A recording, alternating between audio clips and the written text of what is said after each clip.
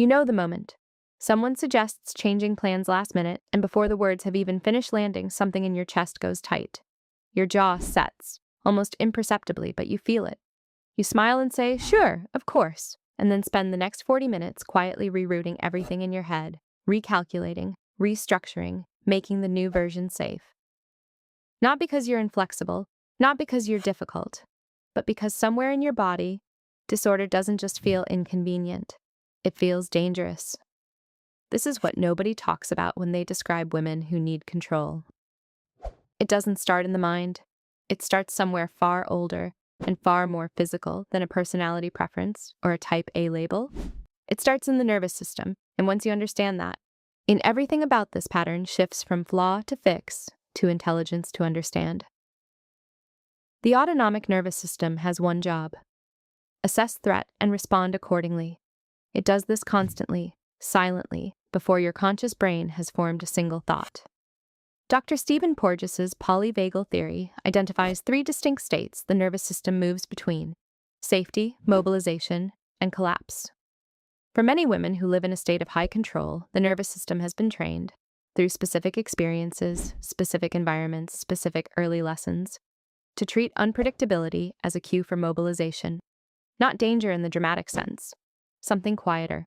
A low-grade signal that says, if you don't manage this, something will go wrong, and the cost of something going wrong is yours to carry.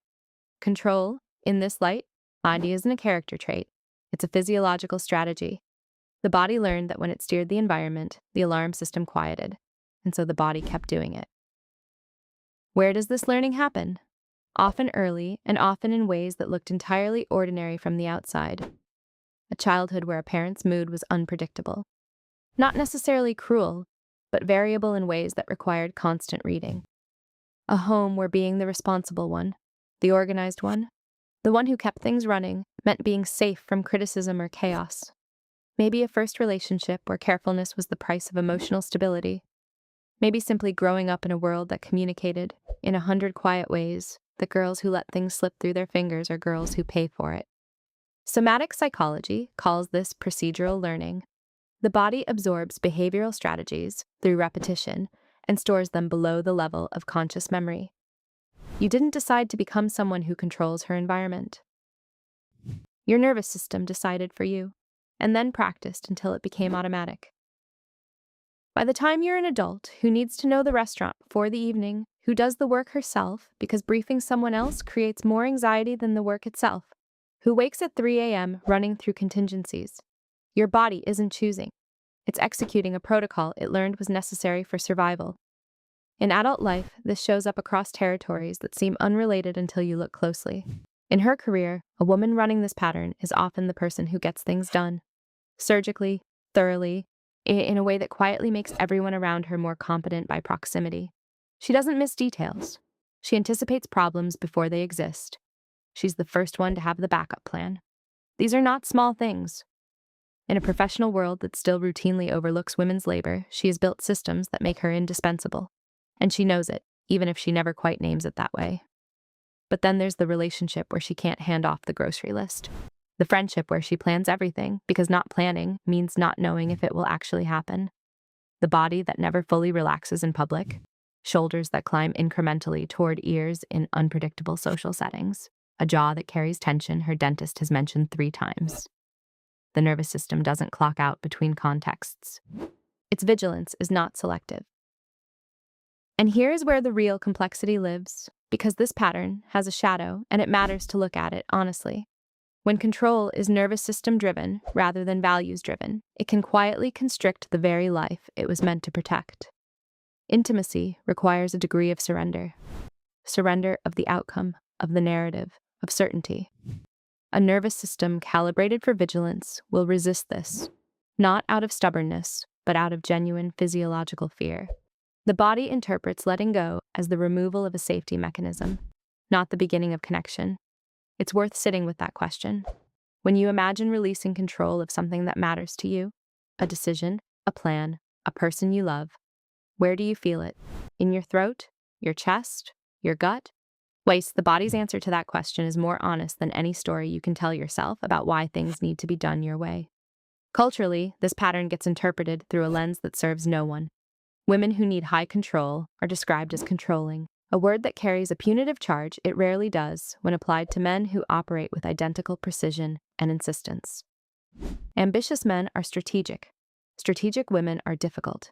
Men who run tight operations are leaders. Women who run tight operations are micromanagers. The body has learned to manage the environment, partly because the price of things going wrong has, historically, been higher for women, professionally, relationally, in how they're perceived. The nervous system is not wrong. It has been responding rationally to real conditions. And understanding this doesn't mean the pattern needs no examination. It means the examination can finally happen with curiosity instead of self-accusation. The question stops being, "Why am I like this?" in the voice of someone who suspects the answer is something broken, and becomes a genuinely fascinating inquiry into what the body learned, when it learned it, and whether those lessons still apply. The most striking quality in women who carry this pattern is that their capacity for control is genuinely remarkable. The planning, the forward thinking, the ability to hold complexity without flinching. These are expressions of a nervous system that has been doing sophisticated threat assessment for decades. That's not pathology. That's a form of intelligence that most people would simply call competence. The question for the long run is whether that intelligence can slowly be taught that safety is also available in stillness, that the jaw can unclench without the world caving in. Somatic therapists sometimes describe this work as renegotiating the alarm system, not dismantling it, because the alarm system is useful, but gradually introducing the body to evidence that it does not need to be on at all times. That unpredictability, in small doses, can end without catastrophe. That someone else can handle something messily, and that messiness can be tolerable. This renegotiation doesn't happen through insight alone. It happens in the body, through experience, slowly, in exactly the kind of incremental way that a nervous system learns anything. Repetition, pattern recognition, new data. So, if this is you, if you are someone whose hands would rather just do the thing than explain it, whose mind is already 3 steps ahead of every conversation, whose body hasn't fully exhaled in longer than you can remember, let this be less a description of what needs correcting and more a recognition of what you've been carrying. You built systems, you created order where there was risk. You held things together with a thoroughness that looked effortless from the outside because that was part of the strategy. The body that learned to control the environment learned it for a reason. That reason deserves to be honored even as you slowly, on your own terms, introduce it to the possibility of rest. If this landed somewhere real for you, is share it with someone who would recognize themselves in it and follow for more psychology that actually goes somewhere.